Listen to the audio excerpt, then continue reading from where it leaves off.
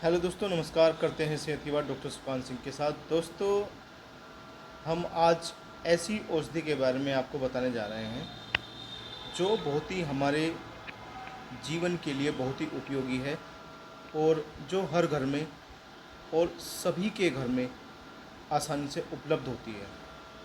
पर इसकी क्वालिटी और इसके गुण किसी किसी को पता होता है। तो दोस्तों, आज हम बात करेंगे कि ये औषधि है क्या जो सभी के घर में आसानी से पाई जाती है और इसके अनगिनत यानी कि असंख्य जो है इसके गुण होते हैं।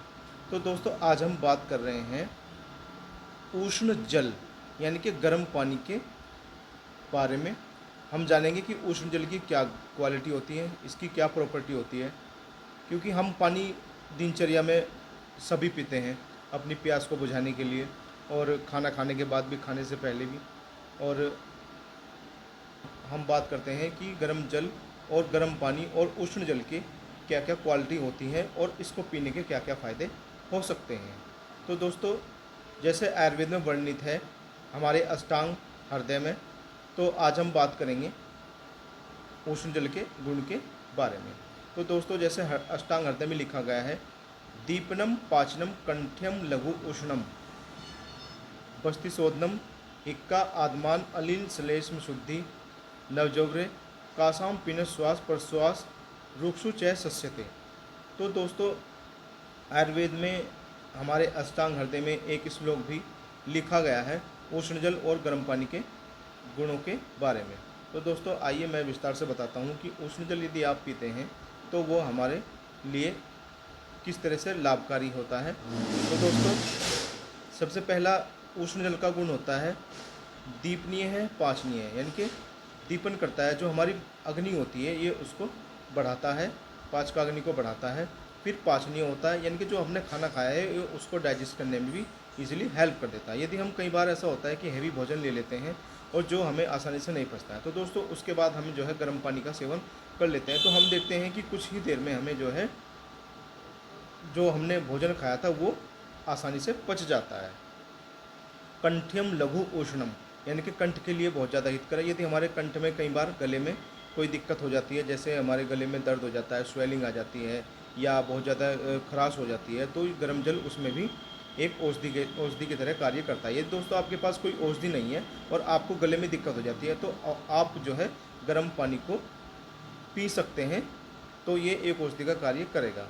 दूसरा, बस्ति शोधनम, ये जो है दोस्तों बस्ती का शोधन करता है। बस्ती यानी कि ये हमारी जो यूरिनरी ब्लैडर होता है ये उसको भी शोधन करने का कार्य करता है। हमारे जितने भी यूरिनरी ब्लैडर से संबंधित विकार हैं, रोग हैं, ये उसको भी दूर करता है।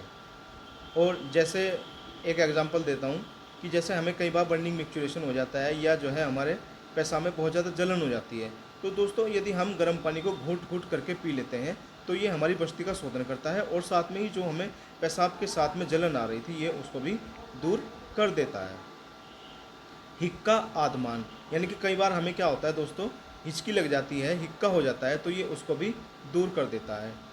आद्यमान यानी कि जो अफारा होता है, पेट हमारा फूल जाता है कई बार कुछ खाने से, या हमने जो है ज़्यादा टाइम भूखे रह लिए या पेट में बहुत ज़्यादा गैस बन रही है, तो उस दौरान भी यदि हम गर्म पानी का सेवन कर लेते हैं घूंट घूंट करके, तो ये एक औषधि का कार्य करता है। अनिल श्लेष्म शुद्धि नवजवरे यानी कि ये जो है नवजुअर में भी आपको बहुत अच्छा हेल्प करता है।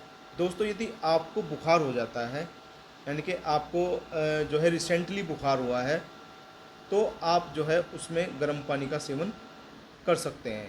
यानी कि एक्यूट फीवर में हमें जो है गर्म पानी का ही सेवन करना चाहिए। होता है दोस्तों, जब हमें ज्वर होता है तो उसमें हमारी जो पाचकाग्नि होती है वो मंद हो जाती है, तो इसलिए यदि हम नवज्वर हो रहा है हमें, तो हमें जो है सबसे पहले पानी गर्म करके पी लेना चाहिए। यानी कि जो जो औषधि हम ले रहे हैं वो भी हम गर्म पानी के साथ में सेवन कर सकते हैं। और यदि हमें खाना खाना है नवज्वर में, तो उसके बाद भी हम गर्म पानी का ही सेवन करें तो बहुत ही बेहतर होगा। कासाम पीनस श्वास प्रश्वास रुक्षु चय सस्यते यानी कि कास, आपको यदि आपको खांसी है बहुत ज़्यादा, तो उसमें भी आप गर्म पानी का इस्तेमाल ज़रूर करें। पीनस यानी कि आपको यदि पुराना जुकाम हो गया है, बहुत क्रोनिक जुकाम हो गया है, तो उसमें भी आप गर्म पानी पी सकते हैं, जिससे आपको बहुत ही ज़्यादा लाभ होगा। प्रश्वास रुक्षु चैसस्यते, यानी कि आपको श्वास और प्रश्वास, जैसे सांस फूलता है, आपको आप चलते हैं थोड़ी देर, आपको सीओपीडी अस्थमा ब्रोंकाइटिस हो जाती है, तो दोस्तों उसके लिए भी गर्म पानी बहुत ज़्यादा हितकर होता है, यानी कि एक औषधि का कार्य करता है। तो दोस्तों हमने जितने भी गुण बताए हैं गर्म पानी के, ये बहुत ही लाभकारी है और हमें अपनी दिनचर्या में गर्म पानी का ही इस्तेमाल करते रहना चाहिए। दोस्तों लास्ट में बोलूँगा, मैं गर्म पानी के गुणों की बात कर रहा हूँ, पर मैंने ये नहीं बताया कि आपको गर्म पानी को कैसे गर्म करना है। तो दोस्तों सबसे पहले हम पानी लेंगे ठंडा, और उसको जो है हम आँच पर रखते हैं किसी भिगोने या बर्तन में। उसको गर्म कैसे करते हैं, तो दोस्तों जैसे हमने पानी आँच पर रखा किसी भिगोने या बर्तन में, तो उसको जो है हमें तब तक गर्म करना है जब तक उसमें उबाल अच्छे से नहीं आ जाता है। यानी कि हमें बिल्कुल भी ऐसा नहीं करना है कि जैसे मान लिया हल्का सा गुनगुना हो गया और 2-4 बुलबुले आ गए और हमें गैस से उसको उतार लेना है।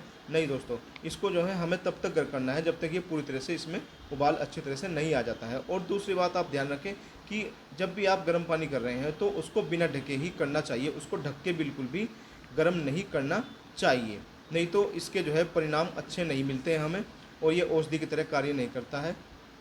तो दोस्तों जब भी हम गर्म पानी करें तो बिना ढके करें, तो ये एक अच्छी औषधि का कार्य करता है।